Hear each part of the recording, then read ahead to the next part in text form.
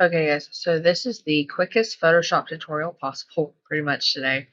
Going to go over with you guys on some of these tools that we're going to be using in Photoshop. Um, Looking at how we did Illustrator, it's a lot of the same tools. It's just it maybe it's at a different place and maybe used in a different way. So we have our tools layout, and the way Photoshop lays it out is that you have your move and selection tools, your crop and slice tools, measurement tools, retouching and painting tools, drawing and type tools, and navigation tools. And then you have a hidden tool where you can actually click on this and then it'll reveal more for you to be able to use. So I'm going to go through 5 different tools today, just to show you how to use them. And then next class we'll use a couple more tools and just kind of build your knowledge on how to use these tools. Click done. Let's see. Okay, so for this one, I can literally just drag the photo over.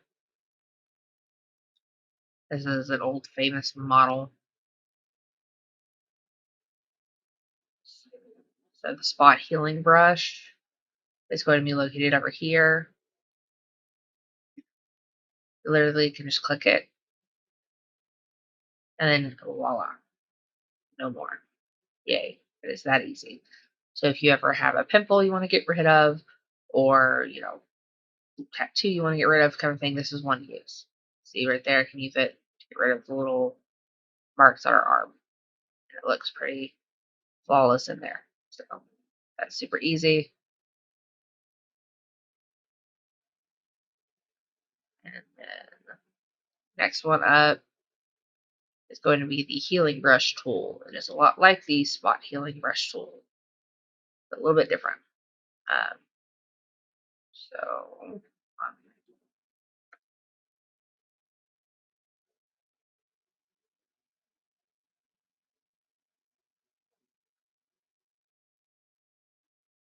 okay, so we have the Post Malone imp in here.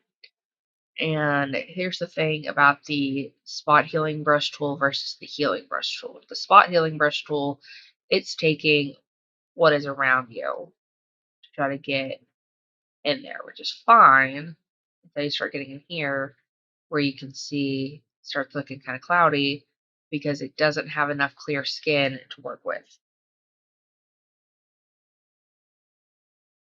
Okay. So that is why if you need a bigger cover up, you don't want to use the spot healing brush tool automatically. Healing brush tool though,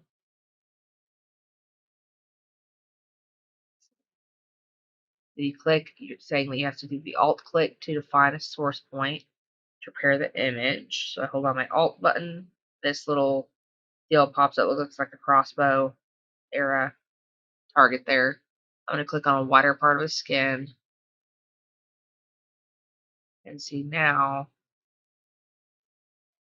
it's going to take direction from me on how to cover up his skin. That being said, tattoos are still very hard to cover. So don't be surprised if yours doesn't look great by the end of it.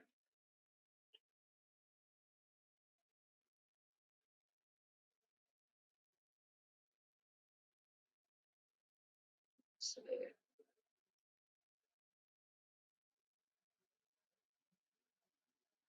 it's still going to look kind of dark. So I'm using the spot healing brush tool to kind of clean it up. But again, to do the healing brush tool, hold on the alt button, click on a cleaner part of the skin. It kind of creates that cloudiness sometimes. That is pretty normal.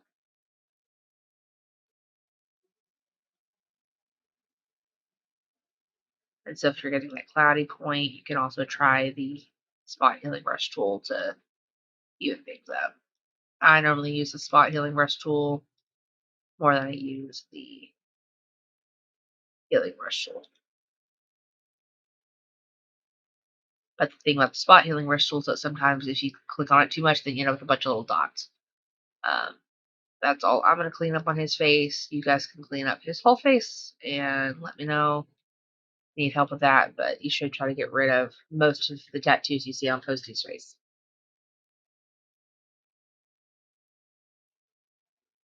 Okay. The next one up is going to be the clone stamp tool. So the thing with the clone stamp tool, you have over here your clone stamp and then your pattern stamp. Pattern stamp is going to create a pattern. Clone stamp doesn't. So the clone stamp, again, you got to click down on that Alt button to select what you want to actually recreate. So for instance, if I want to recreate this little stub here, this little one here, and then I start around here. See that little crossbow cross there?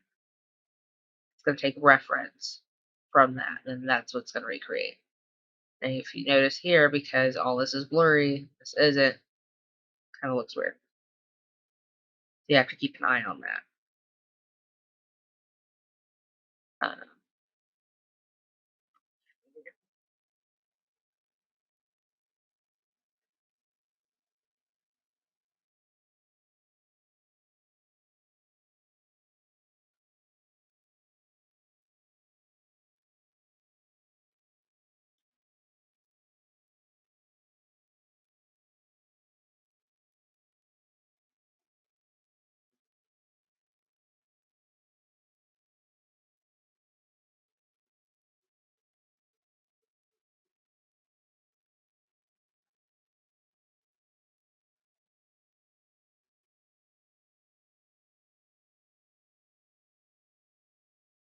so as you can tell here, I'm having to go and click on different parts of this to recreate the petal here. If I go too far off, I run into the fact that it'll look smudged. And it'll be the wrong thing that we're doing. Wrong reference point. See here, if I start back here, then there's where it's going to start.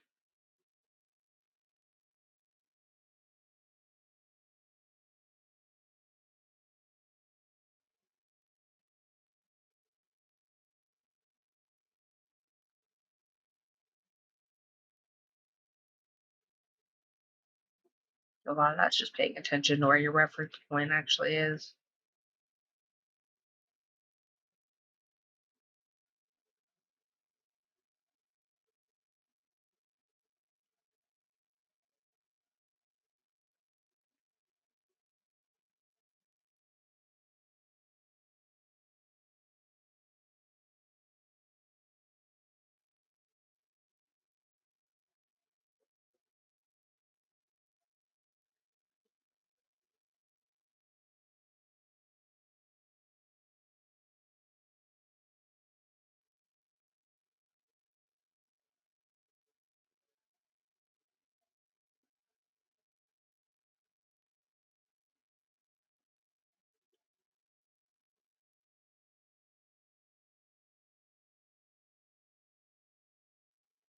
And then I'm just trying to blend it in a little bit.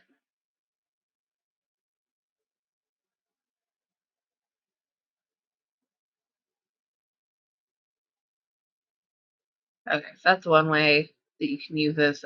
You want to try to recreate something in here. So you want to have the before and after where you show me like you recreated a petal or one of these little blossoms over here or a whole actual flower. There's space over here to create that. You can also use a different flower if you feel like you need to.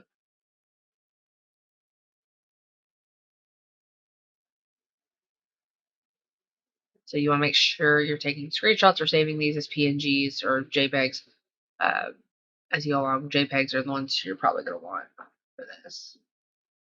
So then the patch tool, and that's going to let you repair things like timestamps to get it out of the picture, which timestamps are a little bit older dated, but they're still around. But mainly it's to get something unwanted out of the area for you. So there we go. So we have our timestamp here, and then we have our patch tool.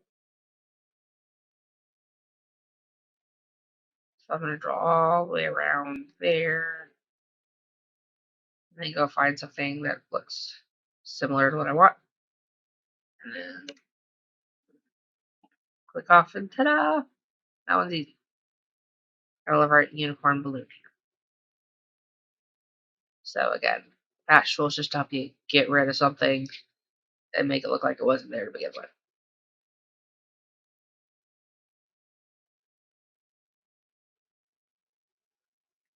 And then we have our red eye tool, which red eye for y'all isn't as big of a thing since the invention of, the iPhone and cameras that actually do this, but it still is a thing with like older photos, or if for some reason you're like in my class taking um, pictures with an actual camera. If you're in, I know Miss Haywood's class has different stuff like that, whereas our photojournalism classes and stuff like that have where you're using an actual camera, so you do have to kind of worry a little bit about red eye more than when you have your flash on, it can create that. But this is also just to show you if you ever have a photo that is this. So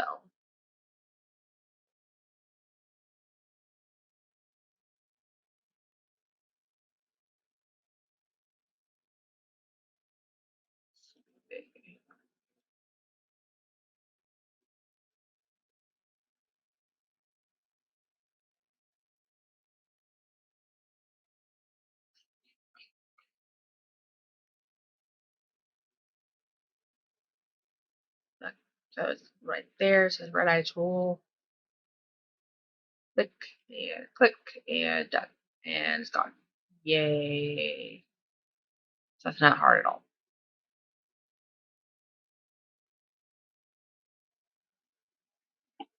And then once you are done with all 5 of these, you want to start looking at this vocabulary bank, because this is definitely stuff I will ask you for test questions. So there's that.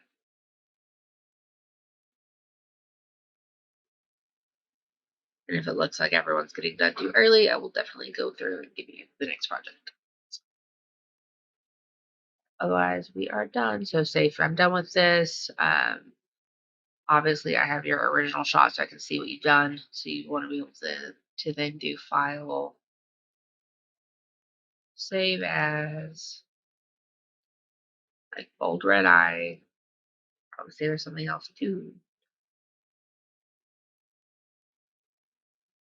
And then I'd be able to save it.